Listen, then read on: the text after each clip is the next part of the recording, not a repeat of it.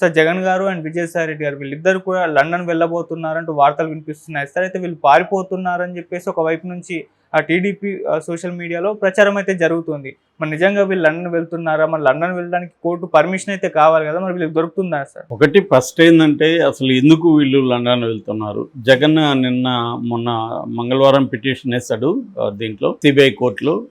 Judge Raghuram గారు దాన్ని పరిశీలించి సిబిఐని అడిగారు, ఈయన ఇట్లా లండన్ వెళ్ళాలంటున్నారు, దీన్ని మీ రియాక్షన్ ఏంటి, మీ కౌంటర్ వేయమని అడిగారు. వాళ్ళు కౌంటర్ వేయాల్సి ఉంది.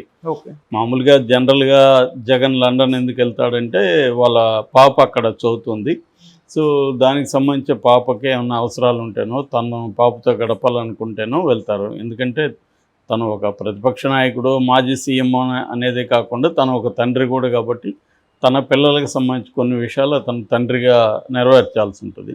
సో ఆ రకంగా వెళ్ళే అవకాశం ఉంది. దాన్ని తెలుగుదేశం వాళ్ళు తనకి మెంటల్ ప్రాబ్లం ఉంది, లండన్లో మెడిసిన్ తీసుకుంటున్నాడు అనేది ప్రచారం చేస్తారు. మెంటల్ ప్రాబ్లం తీసుకున్నా కూడా తప్పేం లేదు. ప్రతి ఒక్కరికి ఫిజికల్ ప్రాబ్లం ఉంటే ఎలా తీసుకుంటారో మెంటల్ ప్రాబ్లం ఉన్నా తీసుకోవచ్చు. అదేమీ గవర్నమెంట్ విషయం కాదు. అది నిజంగా మెంటల్ హెల్త్ ఉన్న వాళ్ళ పట్ల వివక్ష తప్ప అలా మాట్లాడడం అది కరెక్ట్ కాదు. సో కాకపోతే రాజకీయాల్లో ఇవాళ కరెక్టా కాదా, మోరల్గా రైటా లేదా అనేది ఎవడు చూడ్డు. మనకి హెల్ప్ అవుతుందా లేదా, ఎవడి మీద ఏమన్నా మాట్లాడచ్చు అనేది ఇప్పుడు వచ్చేసింది. మనకి హెల్ప్ అయితే ఎవరిని ఏదైనా ముద్ర వేసేయచ్చు, దానికి ఏం ఆధారాలు అవసరం లేదు అన్న ఒక పరిస్థితి ఉంది. కాబట్టి వాళ్ళు వీళ్ళ మీద వీళ్ళు వాళ్ళ మీద వేసుకుంటుంటారు. సో జగన్ ఇప్పుడు తన కూతురు అక్కడ చదువుతుంది కాబట్టి ఆ అమ్మాయికి సంబంధించి వీళ్ళు రావాలనేది రాజుగా చెప్పారు. ఎన్ని రోజులు ఏందని తెలియదు. ఆ మధ్యన మనకి జగన్ అండ్ భారతి పాస్పోర్ట్ ఆఫీస్లో కూడా కనపడడం అవన్నీ చూసాం కదా మనం. సో ఇక రెండవది విజయసాయిరెడ్డి 6 నెలల్లో 60 రోజులు పాటు యూరప్ వెళ్ళే దానికి పర్మిషన్ ఇవ్వండి అని అడిగారు. విజయసాయిరెడ్డి యాక్చువల్గా రాజ్యసభ సభ్యుడు. తను మామూలుగా ఇప్పుడు అనేక వాళ్ళకి వ్యాపారాలు ఉండొచ్చు, లేదా ఇవాళ టూరిజం అనేది వెరీ కామన్ అయిపోయింది. మామూలుగా ప్రజలు కూడా టూరిజంతో విదేశాల్లోకి వెళ్ళి సేద్తీరాలనేది లేకపోతే రిలాక్స్ అవ్వాలని కోరుకోవచ్చు. ఇంకా విజయసాయిరెడ్డి లాంటి వాళ్ళు పొలిటీషియన్లు ఇక్కడ కంటే కూడా సెలబ్రిటీలు కావచ్చు, పొలిటీషియన్లు కావచ్చు, విదేశాలకి ఎక్కువ ప్రిఫర్ ఎందుకు చేస్తారంటే ఇక్కడ వాళ్ళకి అంత ప్రైవసీ ఉండదు. అక్కడ కూడా ఈ మధ్య తగ్గింది, కానీ కొన్ని దేశాల్లో కొంతవరకు ప్రైవసీ దొరుకుతుంది. సో అందుకని వాళ్ళు యూరోప్ లాంటి దేశాల్లో ఎక్కడైతే తెలుగు ప్రజలు క్రౌడ్ తక్కువ ఉంటుందో ఆయా దేశాలకు వెళ్ళడానికి వాళ్ళు ట్రై చేస్తారు. అట్లాగే కొంతమంది మెడికల్ ఫెసిలిటీస్ వేరే దగ్గర ఉంటాయి కాబట్టి అక్కడ కూడా వెళ్ళే అవకాశం ఉంది. ఏదేమైనా వీళ్ళు కేసులు వీళ్ళ మీద ఉన్నాయి. సిబిఐ పర్మిషన్, కోర్టు పర్మిషన్ లేకుండా వీళ్ళు విదేశాలకు వెళ్ళడానికి లేదు. జగన్ గత 10 ఏళ్లుగా ఎప్పుడు విదేశాలకు వెళ్ళినా సిబిఐ కోర్టు పర్మిషన్ తీసుకొని వెళ్తున్నాడు. అట్లాగే ఇప్పుడు చంద్రబాబు, లోకేష్ కూడా ఎలక్షన్ తర్వాత వెళ్ళారు. వాళ్ళు ఎక్కడికి వెళ్ళారో కూడా ఎవరికి చెప్పలేదు. కానీ జగన్ది వచ్చేసరికి ఏమో పర్మిషన్ తీసుకోవాలి కాబట్టి ఇది చర్చనీయాంశం అవుతుంది. మామూలుగా అయితే జగన్ విదేశాలకు వెళ్ళడం అనేది పెద్ద ఇష్యూ కాదు. అదేమీ పబ్లిక్ సమస్య కాదు. తనకు పర్సనల్ వ్యవహారాలు కూడా ఉంటాయి. ఇప్పుడు చంద్రబాబుకి ఉంటాయి, లోకేష్కి ఉంటాయి, పవన్ కళ్యాణ్ అందరికి కూడా, రాజకీయ నాయకులకు అందరికి కూడా వాళ్ళు పబ్లిక్ ఫిగర్స్ అయినంత మాత్రాన వాళ్ళకి పర్సనల్ లైఫ్ ఉండదని మనం అనుకోవడానికి లేదు. వాళ్ళకి పర్సనల్ లైఫ్ ఉంటుంది. దానికి సంబంధించి చెప్పాల్సిన అవసరం లేదు. ఇప్పుడు చంద్రబాబు వెళ్ళాడంటే ఆయన చెప్పాల్సిన అవసరం ఏం లేదు. తన ప్రైవేట్ ట్రిప్ గురించి చెప్పాల్సిన అవసరం. జగన్ అంతే. జగన్ తన ప్రైవేట్ ట్రిప్ గురించి ప్రజలకు చెప్పాల్సిన అవసరం ఏమీ లేదు. ఎందుకంటే అది ప్రజల జీవితాలకి ఏ రకమైన సంబంధం లేదు, ప్రైవేట్ ట్రిప్ కాబట్టి.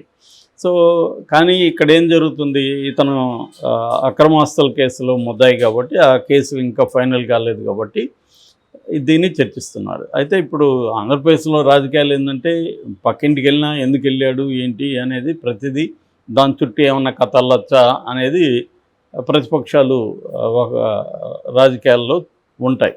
అలాగా గతంలో చంద్రబాబు వెళ్ళినప్పుడు దాని చుట్టూ సాక్షి కావచ్చు, వైసీపీ కావచ్చు ఒక కథలు లేయి. ఆయన ఇటలీలో ఉన్నాడు, సింగపూర్కి వెళ్ళాడు, తన ఆస్తుల్ని చేసుకోవడానికి వెళ్ళాడు, ఆయనకు ఆస్తులు ఉన్నాయి, సింగపూర్లో హోటల్స్ ఉన్నాయి, ఇలా అందుకనే సింగపూర్ కన్సల్టెన్సీని ఎప్పుడు పిలుస్తుంటాడు. ఇవన్నీ ఒక కథ ఉంటుంది.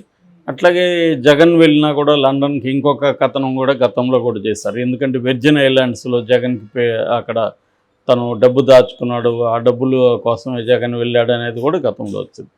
ఖచ్చితంగా రాజకీయ నాయకులు అవినీతి లేదా అవినీతి ఉంటుంది.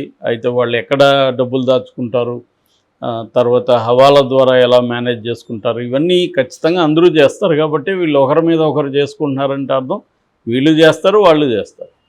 చేయకపోతే ఎలక్షన్లలో ఇంతంత డబ్బులు ఎక్కడి నుంచి ఇదైంది?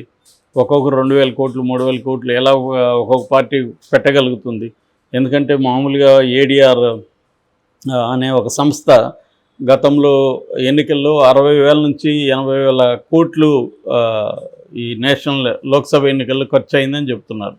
మరి అంత డబ్బులు వీళ్ళు ఎక్కడ ఎలా మేనేజ్ చేస్తారు? సో ఈ డబ్బులు మేనేజ్ చేయడానికి ఇంటర్నేషనల్గా కొన్ని సిస్టమ్స్ ఎవాల్వ్ అయినాయి. విదేశాల్లో కొన్ని చోట్ల ఇంతకుముందు స్విస్ బ్యాంక్ అనేవాళ్ళు, ఇప్పుడు అలాగా చాలా చోట్ల కూడా బ్యాంక్ ఫెసిలిటీస్ ఉన్నాయి, వీళ్ళు దాచుకోవచ్చు. అక్కడ వీళ్ళకి ఏ రకమైన సోర్స్ ఆఫ్ ఇన్కమ్ ఏమి చూపించాల్సిన అవసరం లేదు. ఎందుకంటే కొన్ని దేశాల ఎకనామీస్ ఇలాంటి దీని మీద ఆధారపడి బతుకుతుంటాయి.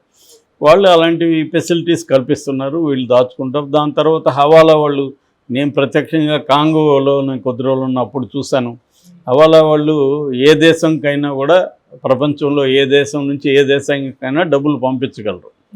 సో ఆ నెట్వర్క్ ఇవాళ ఒక ఉంది. కాబట్టి ఈ రాజకీయ నాయకులు కావచ్చు, పన్నుని ట్యాక్స్ని ఎగ్గొట్టాలనుకునే వాళ్ళు కావచ్చు, వీళ్ళందరూ ఇదే మెథడ్లో చేస్తుంటారు. అట్లాగే పెద్ద పెద్ద కంపెనీలు, ఆ మధ్య అదాని మీద వచ్చింది కూడా ఇలాంటిది. విదేశాల్లో ఒక దొంగ కంపెనీ, షెల్ కంపెనీ అంటారు, ఆ షెల్ కంపెనీ పెట్టడం, ఆ కంపెనీ ద్వారా ఇక్కడ వీళ్ళే పెట్టుబడులు పెట్టి ఇక్కడ రీటైల్ ఇన్వెస్టర్స్ని ఇన్ఫ్లుయెన్స్ చేయడం. రీటైల్ ఇన్వెస్టర్స్ ఏంటంటే విదేశీ పెట్టుబడులు కానీ ఒక షేర్లో పెట్టారంటే, కంపెనీలో షేర్లు ఎక్కువ కొన్నారంటే ఇది గ్యారంటీగా మంచి కంపెనీ ఉంటుంది, ఖచ్చితంగా గ్రోత్ ఉంటుంది అని వీళ్ళు కూడా కొంటారు రీటైలర్. వాళ్ళేమో మళ్ళీ సడన్గా దాన్ని పెరగగానే వాళ్ళు విత్డ్రా చేసుకుంటారు. ఆ విత్డ్రా చేసుకోగానే మళ్ళీ కోల్తాయి. ఇది ఎప్పటి నుంచో జరిగే ఇదనమాట తతంగం. సో అదేవిధంగా రాజకీయ నాయకులు కూడా చేసే అవకాశం ఉంది. జగన్కి అవి కూడా ఉండొచ్చు. కూతురు సాగుతో జగన్ ఆ పనుల మీద కూడా వెళ్ళొచ్చు, దాంట్లో వెళ్ళడానికి ఏమీ గ్యారంటీ లేదు. ఎందుకంటే గతంలో కూడా కూతుర్లు వాళ్ళే ఇద్దరు ఇక్కడికి రావచ్చు కదా, వీళ్ళిద్దరు ఎందుకు అక్కడికి వెళ్ళారన్న వార్త కూడా వచ్చింది. పర్సనల్గా కూడా వెళ్ళొచ్చు, లేదా అది కూడా జరగచ్చు. సో కాబట్టి ఇక్కడ డబ్బులు విదేశాల్లో దాచుకోవడం అందరూ రాజకీయ నాయకులు చేసే పని. ఇప్పుడు లేటెస్ట్గా రేవంత్ రెడ్డి మీద కూడా అదే వచ్చింది. సో ఇది స్వచ్ఛ బయో అనే కంపెనీలో వాళ్ళ బ్రదర్ డైరెక్టర్గా ఉన్నాడని. సో ఈ క్రమంలో ఇప్పుడు జగన్ పారిపోయాడని, జంప్ అని ఇలా వస్తున్నాయి, గతంలో కూడా వచ్చాయి. అదే కాకుండా బెంగళూరు కూడా 6 సార్లు ఇటీవల కాలంలో జగన్ వెళ్తున్నాడు. సో ఎందుకు ఇలా పారిపోతున్నాడా అనేది ఉంది. కానీ నాకు తెలిసి వీళ్ళు ప్రతిపక్ష నాయకులు ఖచ్చితంగా ఫేస్ చేయాలి తప్ప పారిపోయే లాభం లేదు. ఇప్పుడు అట్లా అనుకుంటే కవిత పారిపోయి ఉండొచ్చు కదా, ఎందుకు జైల్లో కూర్చొనింది? పారిపోయినా కూడా ఇవాళ ఏంటంటే రాజకీయ నాయకులు పారిపోయినా కూడా వదిలే ప్రసక్తి కనబడదు. వ్యాపారవేత్తలంటే కొంతవరకు తప్పించుకోగలరు, కానీ రాజకీయ నాయకులు అలా పారిపోవడం అంటే ఇంకా వాళ్ళ లైఫ్, దాని బదులు వాళ్ళు కాంప్రమైజ్ అయితే చాలు కదా. ఇప్పుడు చంద్రబాబుతో కాంప్రమైజ్ జగన్, నేను ఇంకా రాజకీయాలు చేయను, నీతో నేను సైలెంట్గా ఉండిపోతానంటే చంద్రబాబు కూడా తను అరెస్ట్ చేయడు కదా. కాబట్టి పారిపోవాల్సిన అవసరం ఉంది. కాబట్టి ఏంటంటే వీళ్ళు జగన్ అయినా చంద్రబాబు అయినా వీళ్ళు కేసులు ఎదుర్కొంటారు, జైలుకి వెళ్ళడానికి రెడీ అవుతారు, ఇవన్నీ ప్రిపేర్ అయ్యే వాళ్ళు రాజకీయ రంగంలో ఉంటారు తప్ప దానికి భయపడే వాళ్ళు అయితే రాజకీయాలు వదిలేస్తారు. కాబట్టి నేను అనుకోవడం జంప్ అనేది రాంగ్ పదం. వాళ్ళు ఏ కారణంతో అయినా విదేశాలకు వెళ్ళి మళ్ళీ, రెండోది ఏంటంటే సిబిఐ జగన్ పరిస్థితి ఏంటంటే, ఇప్పుడు చంద్రబాబు ఎవరికి చెప్పాల్సిన మళ్ళీ ఎక్కడ ఉన్నాడు ఏంటని, కానీ జగన్ ఎవ్రీడే షెడ్యూల్ కూడా సిబిఐకి ఇవ్వాలి, సిబిఐ ఫోన్ అందుబాటులో ఉండాలి. కాబట్టి జగన్ ఏ టైంలో ఎక్కడ ఉన్నాడో సిబిఐకి తెలియాలి. కాబట్టి అంత కండిషన్లు ఉంటాయి జగన్ అయినా విజయసాయి రెడ్డి అని. కాబట్టి వీళ్ళ సిబిఐని తప్పుదారి పట్టించి ఎక్కడికైనా వెళ్ళినా కూడా అది వాళ్ళకి డేంజరే, క్యాన్సిల్ చేస్తారు. కాబట్టి